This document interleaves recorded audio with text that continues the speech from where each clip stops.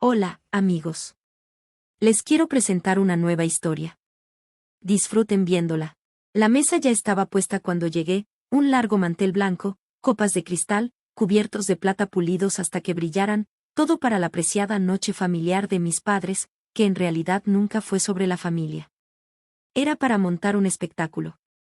Parientes con los que apenas hablábamos todo el año habían venido solo para eso. A mi papá le gustaban ese tipo de reuniones. Eran su escenario, su oportunidad de ser el hombre que todos creían que era. Bajé la cabeza mientras ayudaba a mi mamá a sacar las bandejas, roast beef, papas al ajo, tazones de ensalada que sabía que nadie tocaría.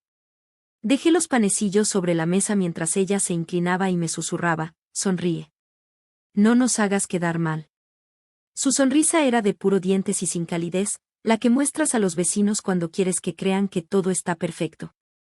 Por favor suscríbete a nuestro canal y cuéntanos en los comentarios desde donde estás viendo este vídeo. La cena empezó como siempre, con mi papá contando historias donde él era el héroe. Sostenía la copa de vino como si fuera un micrófono, haciendo pausas para las risas y gesticulando con amplios movimientos de brazo. Los clics de las cámaras sonaban mientras los parientes tomaban fotos. Mi tía grabó un vídeo corto de él entreteniendo a la familia. Cada vez que abría la boca para responder una pregunta amable, él me interrumpía. A mitad de la comida, mi tío hizo algún comentario sobre lo callada que estaba. Papá sonrió, pero no fue una sonrisa amistosa. Siempre ha sido más para ver que para oír, dijo. Unos cuantos risitas rodaron por la mesa, pero no se quedó ahí. ¿Saben qué? Hagámosla útil. Me quedé paralizada con el tenedor a medio camino hacia la boca. Él se inclinó hacia mí, con la voz lo suficientemente alta para que toda la mesa la oyera. Vamos, no estás aportando a la conversación. Al menos aporta a la decoración. Antes de que pudiera reaccionar, su mano estaba en la parte trasera de mi cabeza, un empujón rápido y fuerte. Mi cara se estampó contra el plato, puré de papas, salsa y la punzada de algo caliente empapando mi piel. Se oyó un conjunto de jadeos y risas al mismo tiempo. Levanté la cabeza despacio, con restos de comida pegados a la mejilla y al cabello. Mi papá se recostó en su silla, radiante como si acabara de soltar el remate de la noche. Ahí, dijo, señalándome.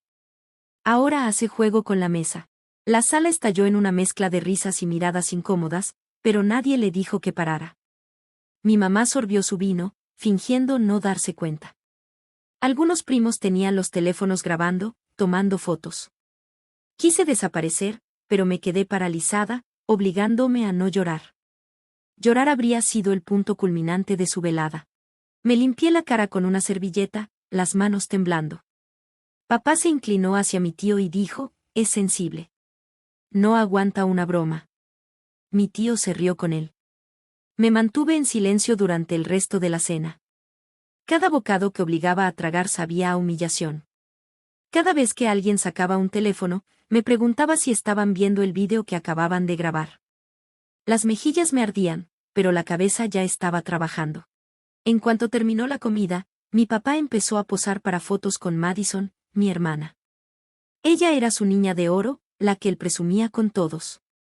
Noté su media sonrisa cuando me miró, como si le hubieran regalado algo con lo que podría divertirse meses. La sala estaba llena de conversaciones, el tintinear de copas y algún que otro destello de cámara. Me excusé y fui al baño, cerrando la puerta con llave. Apoyada sobre el lavabo, me miré en el espejo, hilos de salsa todavía en el cabello, el maquillaje corrido, ojos vidriosos pero secos. El pecho se me apretó, no por ganas de llorar, sino por deseos de hacer algo que borrara esa expresión de suficiencia de su cara para siempre. Y entonces caí en la cuenta. Todos y cada uno de esos parientes tenían un teléfono. Teléfonos fuera toda la noche. Teléfonos que habían captado su broma, en perfecto detalle.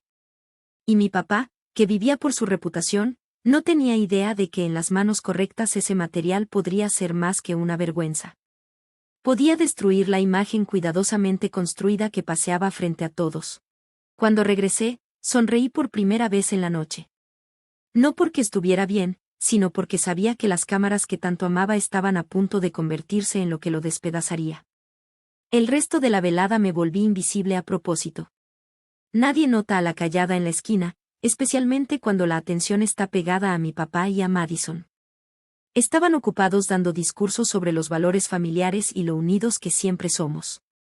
Cada vez que oía esas palabras tenía que contenerme para no reírme en voz alta. Desde mi lugar observé las manos sosteniendo los teléfonos. Algunos seguían grabando, otros revisaban fotos de la noche. No era difícil saber qué momentos habían captado.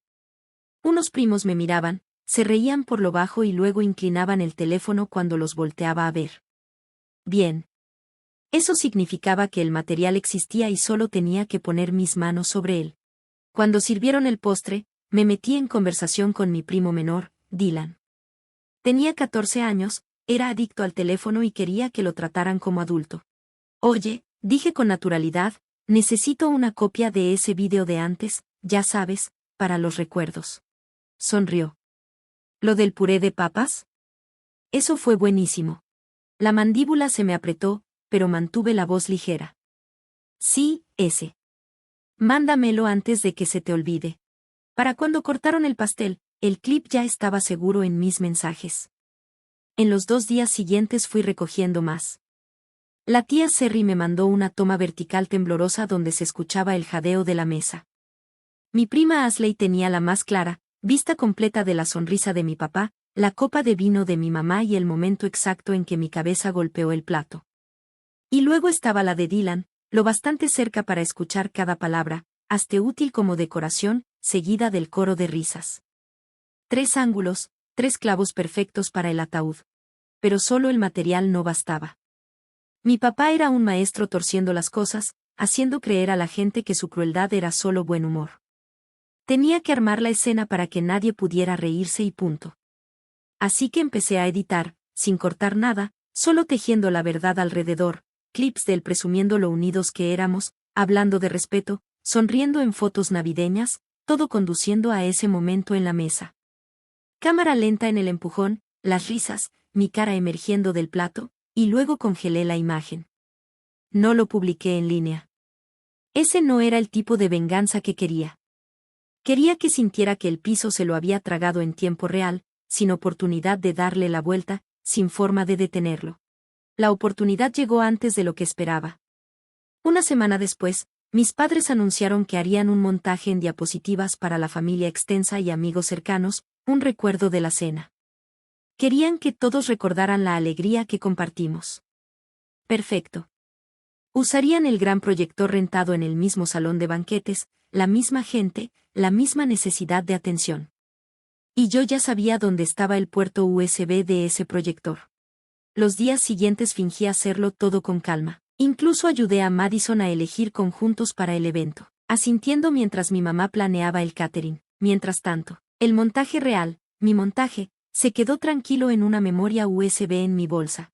La noche de la presentación, el salón se llenó de charla y del olor a bocadillos carísimos. Mi papá recorría la sala, su voz resonando, dando palmadas en la espalda a amigos viejos. Madison se tomaba selfies con quien posara. Me quedé en segundo plano hasta que estuvieron distraídos, y entonces caminé directo a la mesa del proyector. En menos de 10 segundos mi memoria estaba conectada, mi archivo listo, y la presentación original reemplazada en silencio. Al alejarme, el pulso me golpeaba tan fuerte que lo podía escuchar. No era solo adrenalina, era la certeza de que en minutos la misma gente que se reía con él iba a reírse de él, o peor, quedarse en un silencio atónito mientras la máscara que había llevado años se hacía añicos frente a sus ojos.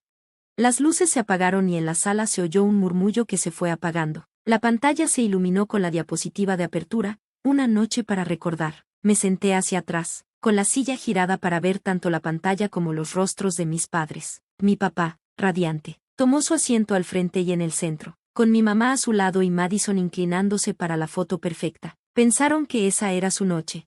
La presentación comenzó inocentemente, unas fotos genéricas de copas de champaña chocando. Luego algunas fotos posadas de la familia de antes esa noche. El público murmuró, sonriendo al verse en pantalla. Mi mamá le susurró algo a mi papá y él se rió, ya saboreando la alabanza que pensaba recibir. Entonces rodó el primer clip de mi archivo. Empezó con mi papá dando uno de sus grandes discursos sobre la importancia del respeto y la familia, audio nítido, sus palabras claras como el cristal. En el vídeo se veían cabezas asintiendo, los parientes sonriendo por cortesía. Luego, mientras su voz seguía en el fondo, El vídeo se fundió a una toma en cámara lenta de su mano empujando la parte de atrás de mi cabeza contra el plato. La respiración colectiva pareció detenerse. Se escucharon jadeos por las mesas. El audio cambió al sonido en vivo, su voz diciendo, hazte útil como decoración, seguido por aquel horrible coro de risas. En pantalla, mi cara se levantaba del plato con comida pegada a la mejilla. Imagen congelada, silencio. La siguiente toma fue desde otro ángulo, el teléfono de mi tío, mostrando a mi mamá sorbiendo su vino y sonriendo con suficiencia mientras yo me limpiaba. Luego otro ángulo de Dylan captando la sonrisa satisfecha de mi papá en perfecto enfoque. Entre cada clip inserte texto en letras blancas y negritas, una broma de padre, la risa de una familia, la humillación de una hija. Alguien en la audiencia murmuró, eso no es gracioso. Otro susurró, ¿esto es real? Y entonces vino la parte que sabía que dolería más que cualquier otra cosa. Había editado años de otros momentos, todos grabados en algún momento por alguien, que mostraban un patrón que nadie había conectado antes, él empujándome a una alberca en una boda mientras traía puesto todo el maquillaje, ella diciéndole a una prima, no esperamos mucho de ella, no es como Madison, él burlándose de mi trabajo frente a los vecinos. Todo eso entrecortado con sus tarjetas navideñas pulidas y sus publicaciones perfectas en redes sociales. La energía del salón cambió de incomodidad a algo más pesado. Algunos se cruzaron de brazos, sus sonrisas desaparecieron. Otros miraban alrededor como si no supieran si debían quedarse sentados. Madison había dejado de mirar la pantalla por completo. Sus ojos estaban fijamente en mí, abiertos y acusadores, como si acabara de entenderlo todo. Mi papá estaba paralizado, inclinado un poco hacia adelante como si acercarse a la pantalla cambiara lo que veía. Y luego, para el golpe final, incluyo un clip de esa misma noche, uno que había grabado en mi teléfono desde el espejo del baño, con la salsa todavía en el cabello. Miré directo a la lente y dije, así es el respeto en nuestra familia. Fundido a negro, aparecieron las palabras, una noche para recordar, por las razones correctas.